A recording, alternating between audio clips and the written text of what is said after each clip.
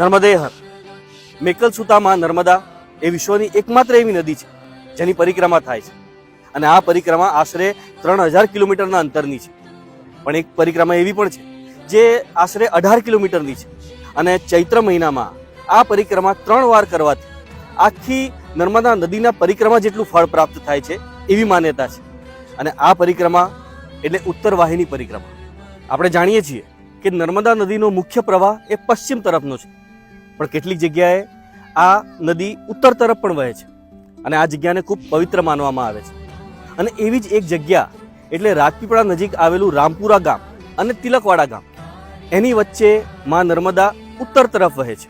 અને એ જગ્યાની પરિક્રમા એટલે કે રામપુરા ગામથી શરૂ કરી તિલકવાડા જઈ તિલકવાડાથી નદી ઓળંગી પાછા રામપુરા આવવું, આ જે પરિક્રમા છે એને ઉત્તરવાહિની પરિક્રમા કહેવાય છે.